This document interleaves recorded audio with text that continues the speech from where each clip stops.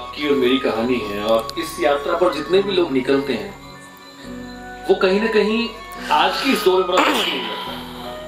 आधुनिक युग के अंदर आदमी जब खुद में उलझा पड़ा है, इन मोहों में, जब जिस मोह की बात कर रहे हैं उसी में उलझा हुआ है, इन सब में से निकालकर वो किस रूप में ले गीता को? एक धर्म ग्रंथ के रूप में, या फिर इसे एक जीवन जीने का एक मैनुअल समझे, और वो किस तरह से?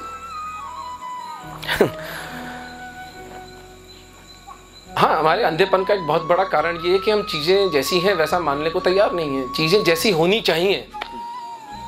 सारा दुख इसी में सृजन होता है कि this is the way I want the world to be. संसार ऐसा है नहीं। मृत्यु है, बीमारी है, बुढ़ापा है, विरह है। कल तक जिनके गोद में खेले थे, एक दिन आता है हम उनको जलाकर आ जाते हैं। तो वो अंधापन है। धर्म ग्रंथ कुछ चीजें प्रिज्यूम करके चलता है, मान के चलता है, जैसे कि एक ईश्वर है, जबकि सनातन धर्म आपसे कहता है कि कोई विश्वास मत करिए, योगा इज प्योरली एक्सपीरियंशियल। यदि परमात्मा आपका अनुभव नहीं है तो परमात्मा पर विश्वास मत करिए। मैं ईएनटी सर्जन हूं, मैं कान खोलता हूं लोगों के, ड्रिल मोटर चला करके, चाकू चला करके। मैंने 10 साल मेडिकल कॉलेज में झक मारी, उसके बाद मैंने अपने आप को इस पर सक्षम पाया कि मैं किसी का कान खोल सकता हूं। वो मेरा अनुभव है। मैंने किताब पढ़ के किसी का कान नहीं खोला। जीवंत वो खून निकलता है, वो जब पस निकल, वो जो सारे जो प्रक्रिया उसके से गुजरना पड़ता है। ईश्वर भी मनुष्य का सबसे बड़ा अंधापन सिद्ध होगा यदि वो हमारा अनुभव नहीं है। इसलिए गीता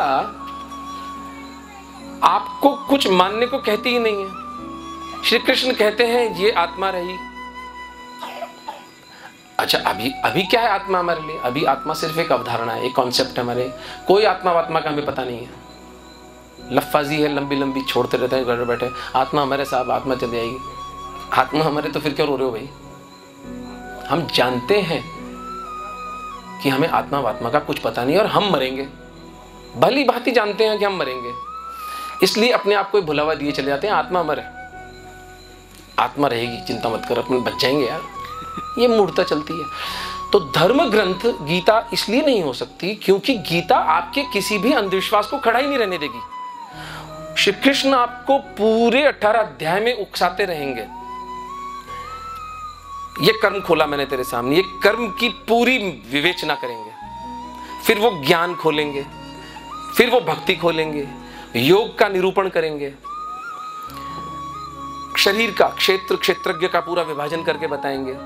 वो जितने उस वक्त सनातन धर्म में मार्ग थे उससे अर्जुन को चेष्टा करते हैं कि उसको सत्य समझ में आ जाए। मैं प्रामाणिक रूप से मानता हूं कि गीता एक मैनुअल है, क्योंकि गीता, अगेन बात मैं रिपीट कर रहा हूं अपनी, कि गीता आपकी मेरी कहानी है। तो जो हम यहां बैठे हैं इतने लोग, इनमें से जो कर्म मार्गी है उसको कर्म का स्वरूप समझना है।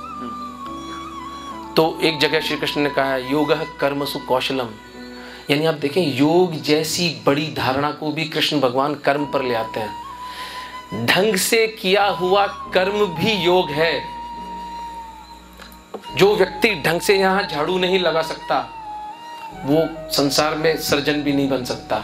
रोते बच्चे को अगर नहीं हंसा सकता तो मैं अच्छा सर्जन भी नहीं हो सकता। योगः कर्मसु कौशलम। तो मैं अगर कर्मयोगी हूं, कर्म में मेरी रुचि है, मुझे भक्ति और ज्ञान समझ में नहीं आता, तो कर्म का निरूपण श्री कृष्ण कर देते हैं।